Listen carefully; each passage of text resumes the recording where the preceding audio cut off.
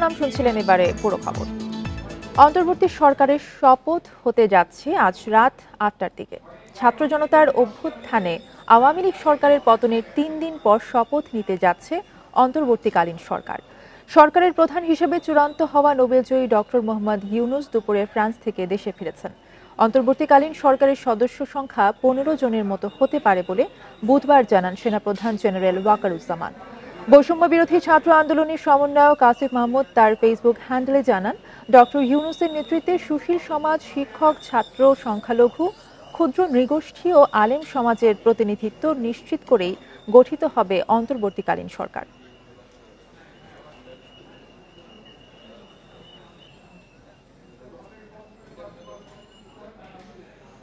সরকার ব্যবস্থার প্রতি সাধারণ মানুষের আস্থা ফেরানোকেই এই মুহূর্তের সবচেয়ে বড় চ্যালেঞ্জ বলে মনে করছেন নোবেলজয়ী অর্থনীতিবিদ ডক্টর মোহাম্মদ ইউনূস। তিনি বলেন, বিশ্বাস রাখুন, আর কারো ওপর হামলা হবে না। বিভিন্ন স্থানে আইনশৃঙ্খলা পরিস্থিতির অবনতি এবং সংখ্যালঘুদের ওপর হামলাকে ষড়যন্ত্র মনে করেন তিনি। দুপুরে প্যারিস থেকে ফিরে গণমাধ্যমকে তিনি একথা বলেন। দুপুর 2:10 ফ্রান্সের প্যারিস থেকে ঢাকায় ফিরলেন নোবেলজয়ী অর্থনীতিবিদ ডক্টর মোহাম্মদ ইউনূস। হযরত শাহজালাল আন্তর্জাতিক বিমানবন্দরে তখন উৎসুক জনতার উপচে পড়া ভিড়। তাকে স্বাগত জানান বৈষম্য বিরোধী ছাত্র আন্দোলনের সমন্বয়ক, 3 বাহিনী প্রধান, শিক্ষক, শিক্ষার্থীরা ও বিভিন্ন শ্রেণী পেশার মানুষ। পরে গণমাধ্যমের মুখোমুখি হন ডক্টর ইউনূস। শিক্ষার্থীদের প্রতি কৃতজ্ঞতা জানিয়ে স্মরণ করেন পুলিশের গুলিতে নিহত আবু সাইদকে। বলেন, অর্জিত স্বাধীনতা আমাদের রক্ষা করতে হবে, তরুণদের শক্তিকে কাজে লাগিয়ে দেশ গড়তে হবে, ফেরাতে হবে সাধারণ মানুষের আস্থা। আপনারা সহিংসতা থেকে দেশকে রক্ষা করেন, যাতে আমরা যা আমাদের ছাত্ররা আমাদেরকে পথ দেখায় সেই পথে আমরা এগিয়ে যেতে পারি। এটা একটা খুব সুন্দর দেশ হতে পারে, বাংলাদেশ একটা খুব সুন্দর দেশের সম্ভাবনাময় দেশ। কাজে এই সম্ভাবনাগুলোকে আমরা নষ্ট করে দিয়েছি। ডক্টর ইউনূস বলেন, সবাইকে সঙ্গে নিয়ে তিনি দেশ গড়তে চান, এজন্য তার উপর আস্থা রাখতে দেশবাসীর প্রতি আহ্বান জানান তিনি। দেশবাসীর কাছে আমার আবেদন, আপনারা যদি আমার উপরে বিশ্বাস রাখেন, আমার উপরে ভরসা রাখেন, তাহলে নিশ্চিত করেন যে দেশে কোনো জায়গায় কারো উপরে হামলা হবে না। এটা আমার কথা যদি না শোনেন আপনারা, তাহলে আমার প্রয়োজন এখানে নাই। আমাকে বিদায় দেন, আমি আমার কাজে থাকি, সেখানে আমি ব্যস্ত থাকি। যদি আমাকে প্রয়োজন মনে করেন, তাহলে আমাকে প্রয়োজন মনে করলে আপনাদেরকে দেখাতে হবে যে আমার কথা আপনারা শোনেন। দেশ জুড়ে আইনশৃঙ্খলা পরিস্থিতির অবনতি, বিভিন্ন স্থাপনায় আক্রমণ এবং সংখ্যালঘুদের উপর হামলাকে ষড়যন্ত্র মনে করেন ডক্টর মোহাম্মদ ইউনূস। সারা বাংলাদেশ একটা বড় পরিবার, এই পরিবার আমরা একসঙ্গে চলতে চাই এবং আমাদের মধ্যে দ্বিধা দ্বন্দ্ব যা কিছু থেকে সরিয়ে ফেলতে চাই। যারা বিপথে গেছে তাদেরকে পথে আনতে চাই, যাতে করে একসঙ্গে আমরা কাজ করতে পারি। এর মধ্যে আমরা শুনলাম, আসার পথে শুনে আসছি যে এখানে আইন শৃঙ্খলার ব্যাঘাত হচ্ছে, মানুষকে আক্রমণ করছে, ঘরবাড়ি জ্বালিয়ে দিচ্ছে, সম্পদ জ্বালিয়ে নষ্ট করছে, চুরি করছে, দিয়ে যাচ্ছে। এগুলো হলো ষড়যন্ত্রের অংশ। এগুলো আমাদের বিষয় না, আমাদের কাজ হলো এটাকে রক্ষা করা, সবাইকে রক্ষা করা। ডক্টর মোহাম্মদ ইউনূস জানান, তারুণ্যের হাত ধরে অর্জিত স্বাধীনতা যে কোনো মূল্যে রক্ষা করতে হবে। রেজওয়ানুল হক, ইন্ডিপেন্ডেন্ট নিউজ, ঢাকা। নোবেলজয়ী অর্থনীতিবিদ ডক্টর মোহাম্মদ ইউনূসকে প্রধান করে অন্তর্বর্তীকালীন সরকারের শপথ অনুষ্ঠানের জন্য প্রস্তুত বঙ্গভবন। সার্বিক পরিস্থিতি নিয়ে জানাতে বঙ্গভবনের সামনে থেকে যোগ দিয়েছেন সহকর্মী জাহানারা পারভিন এবং রুহুল আমিন। শুরুতেই জাহানারা পারভিনের সাথে যোগ দিতে চাই। জাহানারা পারভিন, ৮টার দিকে কিন্তু অন্তর্বর্তীকালীন সরকারের শপথ গ্রহণ অনুষ্ঠানের শুরু হওয়ার কথা রয়েছে, সময় কিছুটা পেছানো হয়েছে। আপনি আসলে জানাবেন যে কখন নাগাদ শুরু হতে পারে এই শপথ গ্রহণ?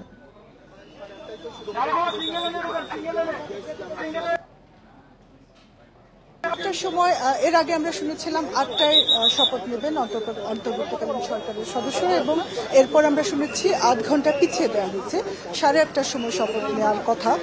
সব রকম আনুষ্ঠানিকতা শেষ করা হয়েছে বঙ্গভবনে, অতিথিরা আসতে শুরু করেছেন। আমি বঙ্গভবনের গেটে রয়েছে, যেসব আমন্ত্রিত অনুষ্ঠানে থাকার কথা, পরে শুনেছি সংখ্যাটা আর একটু বাড়ানো হয়েছে। যেটা দেখতে পাচ্ছি আমরা, বিভিন্ন রাজনৈতিক দলের নেতারা, সুশীল সমাজের সদস্যরা প্রবেশ করছেন। কয়েকটি রাজনৈতিক দলের নেতার সঙ্গে আমরা কথা বলেছি যে ডক্টর ইউনূসের নেতৃত্বে এই যে অন্তর্বর্তীকালীন সরকার, এই সরকারের 16 জন সদস্য থাকার কথা। এর মধ্যে 2 জন ছাত্র বৈষম্য বিরোধী ছাত্র আন্দোলনের 2 জন নেতা রয়েছেন। এখানে প্রধান উপদেষ্টা থাকছেন ডক্টর মোহাম্মদ ইউনূস, সালেউদ্দিন আহমেদ আছেন এই সরকারে, আসিফ নজরুল, আমি নামগুলো একটু জানাতে চাই, আদিলুর রহমান খান, হাসান আরিফ, তৌহিদ হোসেন, সৈয়দা রিজওয়ানা হাসান, মোহাম্মদ নাহিদ ইসলাম বৈষম্য বিরোধী ছাত্র আন্দোলনের নেতা, আসিফ মাহমুদ, এই 2 জন ছাত্র নেতা, brigadier general M Shakhawat Hossain, Supradip Chakma, Farida Akhter, Bidhan Ranjan রায়, আফম খালিদ হাসান, নুরজাহান বেগম, শারমিন মুর্শিদ এবং ফারুক আজম, এই নামগুলো আমরা জানতে পেরেছি। আপনারা দেখতে পাচ্ছেন যে যারা আমন্ত্রিত অতিথি তারা বঙ্গভবনে প্রবেশ করছেন এবং অনেক এখনো আসলে প্রধান উপদেষ্টা যে শপথ নেবেন ডক্টর ইউনূস আসেননি এবং যারা শপথ সরকারের অন্য যে সদস্যরা তারাও আসেননি।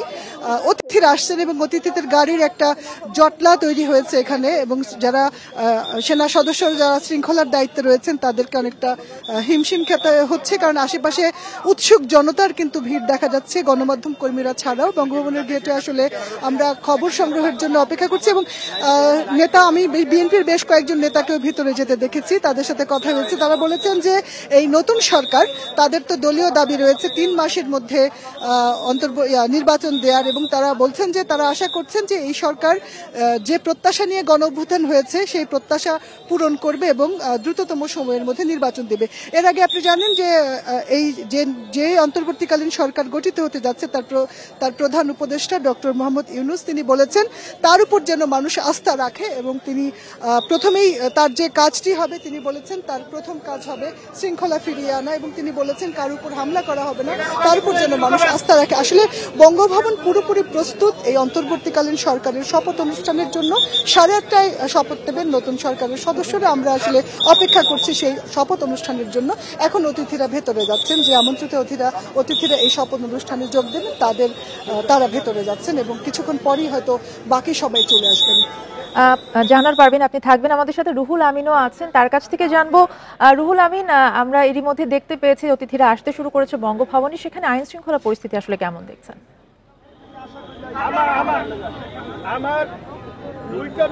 আপনাকে ধন্যবাদ। নেটওয়ার্ক জটিলতার কারণে আপনার পুরো প্রশ্নটি আমি শুনিনি, তবে বর্তমান পরিস্থিতিটা জানানোর সঙ্গে মানুষের প্রত্যাশার বিষয়টি আপনাদেরকে জানাতে চাই। জাহানারা পারভীন অলরেডি বলেছেন যে অতিথিরা যারা আজকে শপথ অনুষ্ঠানে শপথ নেবেন এবং যারা শপথ অনুষ্ঠান দেখার জন্য আমন্ত্রণ পেয়েছেন তারা এরই মধ্যে আসা শুরু করেছেন এবং 8:30টায় এই শপথ অনুষ্ঠান শুরু হওয়ার এখন পর্যন্ত শিডিউল করা রয়েছে। আরেকটি বিষয় আপনি জানেন যে গতকাল সেনাপ্রধান বলেছিলেন যে ডক্টর মোহাম্মদ ইউনূসের নেতৃত্বে যে অন্তর্বর্তীকালীন সরকার গঠন হবে আজকে, এটির সদস্য সংখ্যা হতে পারে 15। এখন পর্যন্ত কারা আছে বেশ কিছু নাম এসেছে সামনে, ডক্টর সালেউদ্দিন আহমেদ সহ জাহানারা পারভীন যেমনটি বললেন। তবে শপথ পড়ানোর পরই সরকারের পক্ষ থেকে গেজেট প্রকাশ করা হবে যে কারা থাকছেন এবং কারা কোন দায়িত্বে থাকছেন। অর্থ বাণিজ্য কে দেখবেন, আইন শৃঙ্খলা কে দেখবেন, আইন বিচার কে দেখবেন, ওই শপথ নেওয়ার পরই এই দায়িত্বগুলো বন্টন করার পরই সেই প্রজ্ঞাপনটা জারি করা হবে। এই মুহূর্তে এখানে কিছুটা জটলা আছে। আপনি জানেন যে আমরা সড়কের উপরে আছি, এখানে অনেক গণমাধ্যম কর্মী আছে, পাশাপাশি অনেক সাধারণ মানুষ আছে। সাধারণ মানুষের একটা প্রবল আকাঙ্ক্ষা এবং আশা তৈরি হয়েছে এরই মধ্যে, কারণ দীর্ঘদিন প্রায় 15 বছরের একটা স্বৈর শাসনের একটা লুটপাট তন্ত্রের একটা জুলুমের অবসান হয়েছে।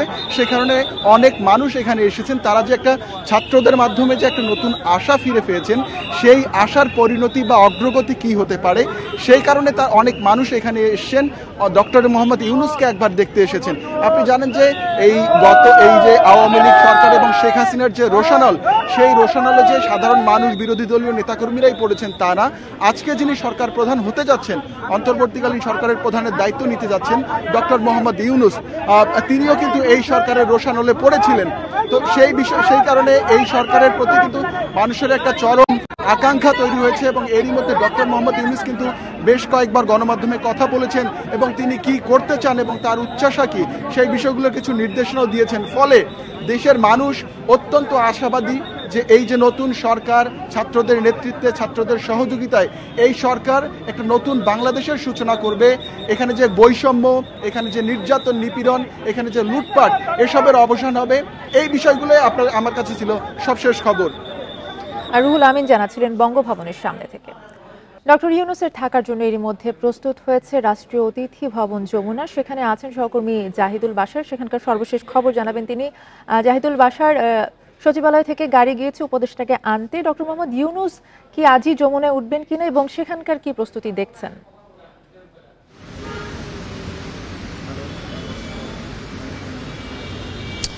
দেখুন, ডক্টর মোহাম্মদ ইউনূসের অনেকগুলো পরিচয়ের পরে আর কিছুক্ষণের মধ্যেই কিন্তু তার নামের সাথে নতুন যে পরিচয় যুক্ত হতে যাচ্ছে, একই সাথে গুরু দায়িত্ব বাংলাদেশের অন্তর্বর্তীকালীন সরকারের প্রধান। তো তিনি অন্তর্বর্তীকালীন সরকারের যখন প্রধান হবেন, সরকারের প্রধান হিসেবে তার আলাদা প্রোটোকল, তার নিরাপত্তা, অনেক কিছু বিষয় রয়েছে। সেই জায়গা থেকে তার জন্য তার নিজের যে ব্যক্তিগত বাড়ি সেই গুলশান থেকে তিনি সরাসরি যাচ্ছেন শপথ গ্রহণের জন্য বঙ্গভবনে, এবং সেখান থেকে তিনি রাষ্ট্রীয় অতিথি ভবন যেই যমুনা, এটি তার বাসভবনের জন্য প্রস্তুত করা হয়েছে। সরকার প্রধানের যে বাসা, আপনি জানেন যে গণভবন, সেটি কিন্তু একেবারে আগের দিন যে গণ অভ্যুত্থানের সময় সেখানে কিন্তু সাধারণ মানুষজন ঢুকে যে অবস্থা করেছে সেটি কারোর বাসযোগ্য এখন নেই। সেটি প্রস্তুত করা অনেক সময়ের ব্যাপার। এখন যে অবস্থায় আছে আপনি দেখতে পাচ্ছেন যে এই স্টেট গেস্ট হাউস যমুনা, সেখানে কিন্তু সেনাবাহিনী সহ এরই মধ্যে ব্যাটালিয়ন আনসারের যারা রয়েছে তারা পুরো বাড়ির নিয়ন্ত্রণ নিয়েছে, নিরাপত্তা দিচ্ছে এবং পুরো বাড়ি পরিষ্কার পরিচ্ছন্ন করে একেবারেই প্রস্তুত করে রাখা হয়েছে। যে কোনো সময় তিনি আসবেন শপথ গ্রহণের পরে এবং সেখানে তিনি অবস্থান করবেন। এটিই হবে বাংলাদেশের অন্তর্বর্তীকালীন সরকার প্রধানের বাসভবন, এই স্টেট গেস্ট হাউস যমুনা, যেটি এই হেয়ার রোডের এই বাসার চতুর্পাশে কিন্তু নিরাপত্তা বাড়ানো হয়েছে। পুরো রাস্তা জুড়েই কিন্তু আমরা নিরাপত্তা দেখতে পেয়েছি। সেখানে সামরিক বাহিনী যেমন রয়েছে, আনসারের যে ব্যাটালিয়ন আনসাররা রয়েছে তারা রয়েছে। একটু জানিয়ে রাখি যে এরই মধ্যে ডক্টর ইউনূসের যে সাথে আরও যারা সরকারের সাথে রয়েছে, এরকম কিন্তু সম্ভাব্য 17টি নাম মিডিয়াতে চলে এসেছে এবং গত কয়েকদিন ধরে তাদের নামই কিন্তু সব মিলে শোনা যাচ্ছে। তো আর কিছুক্ষণের মধ্যে নিশ্চয়ই আমরা সেই কারা শপথ গ্রহণ করছেন তারা আমরা দেখতে পাবো। ডক্টর ইউনূসের যেই প্রধান চ্যালেঞ্জটির কথা কিন্তু তিনি বলেছেন যে সবার আগে আইন শৃঙ্খলা বাহিনীর পরিস্থিতি ঠিক করা, তিনি বলেছেন এই রাষ্ট্রকে গঠন করা, তিনি বলেছেন তার উপরে ভরসা রাখার জন্য, তিনি বলেছেন তরুণদেরকে তাদের মনের মতো করে রাষ্ট্র গড়ার জন্য। অর্থাৎ তিনি তারুণ্যকে গুরুত্ব দিচ্ছেন। তিনি এই রাষ্ট্রের বর্তমান যে পরিস্থিতি, সেই পরিস্থিতিতে তিনি বুঝাতে চেয়েছেন যে অনেক কিছুর পরিবর্তন মূলত করতে হবে এবং সেই কারণে হয়তো তিনি তারুণ্যের কথা বলেছেন। আমরা শপথ গ্রহণের পরে নিশ্চয়ই অন্যান্য যারা রয়েছেন তার সাথে তাদের যখন বিভিন্ন দপ্তর বন্টন করা হবে তখন আরও নিশ্চয় বুঝতে পারবো যে যারা তার সাথে রয়েছেন, যে 17 জন, তারা আসলে কে কোন মন্ত্রণালয় বা কোন দপ্তরের দায়িত্ব তারা পাচ্ছেন। তখনই নিশ্চয়ই সেই কৌশলগুলো নির্ধারণ হয়ে যাবে। আগামী দিনের বাংলাদেশ গড়ার, নতুন বাংলাদেশ গড়ার, সংস্কার করার সেই কাজগুলো ঠিক কিভাবে হচ্ছে জাতি দেখতে পাবে, বুঝতে পারবে। ধন্যবাদ আপনাকে। রাষ্ট্রীয় অতিথি ভবন যমুনার সামনে থেকে জানাচ্ছিলেন জাহিদুল বাশার। ডক্টর মোহাম্মদ ইউনূসের নেতৃত্বে অন্তর্বর্তীকালীন সরকার দেশে শান্তি এবং গণতন্ত্র ফিরিয়ে আনবে বলে আশা বিএনপি মহাসচিব মির্জা ফখরুল ইসলাম আলমগীরের। একই সঙ্গে দ্রুত নির্বাচনের ব্যবস্থা করবে বলেও প্রত্যাশা জানান তিনি। দুপুরে অর্থোপেডিক হাসপাতালে সহিংসতায় আহতদের দেখতে গিয়ে মির্জা ফখরুল বলেন, ডক্টর ইউনূসের নেতৃত্বে যে সরকার হচ্ছে তা ছাত্র জনতার সমর্থনেই হচ্ছে, তবে দেশের গণতান্ত্রিক প্রক্রিয়া সচল করতে দ্রুত নির্বাচন দিতে হবে। নতুন সরকারের কাছে সবার প্রত্যাশা যেন দ্রুত আইনশৃঙ্খলা পরিস্থিতির উন্নতি হয়, না হলে অর্থনীতিতে বড় ধরনের প্রভাব পড়বে বলেও আশঙ্কা করেন মির্জা ফখরুল। নোবেলজয়ী অর্থনীতিবিদ ডক্টর মোহাম্মদ ইউনূসকে প্রধান করে অন্তর্বর্তীকালীন সরকারের শপথ অনুষ্ঠানের জন্য প্রস্তুত বঙ্গভবন। আরও জানাতে বঙ্গভবন থেকে আমাদের সাথে যোগ দিচ্ছেন সহকর্মী বনি ইবনে কামাল। এরই মধ্যে অতিথিরা পৌঁছতে শুরু করেছেন। ডক্টর মোহাম্মদ ইউনূস আসলে কখন নাগাদ পৌঁছাবে, কি জানতে পেরেছেন এবং সেখানকার সার্বিক প্রস্তুতি আসলে কেমন দেখছেন? নিশ্চয়ই আজকে রাত 8টার পরপরই কিন্তু এখানে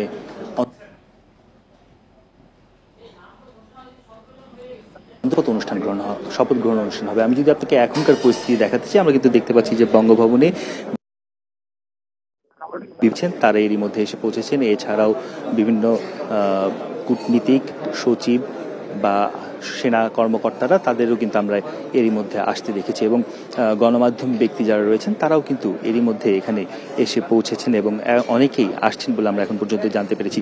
আমরা এখন পর্যন্ত যে তালিকাটি জানতে পেরেছি সে অনুযায়ী দেখতে পাচ্ছি আমরা প্রধান সরকারের প্রধান উপদেষ্টা হতে যাচ্ছেন ডক্টর মোহাম্মদ ইউনূস। এছাড়াও এই তালিকায় রয়েছে সাবেক গভর্নর বাংলাদেশ ব্যাংকের ডক্টর সালেউদ্দিন আহমেদ, ডক্টর আসিফ নজরুল, আদিলুর রহমান, হাসান আরিফ, তৌহিদ হোসেন, সৈয়দা রেজওয়ানা হাসান, তারপর এই ছাত্র আন্দোলনের অন্যতম সমন্বয়ক নাহিদ ইসলাম, আসিফ মাহমুদ। এছাড়াও রয়েছেন ব্রিগেডিয়ার জেনারেল ফরিদা আক্তার, বিধান রঞ্জন রায়, আফম খালিদ হাসান, নূর জাহান বেগম, শারবিন মুর্শিদ এবং ফারুক ই আজম।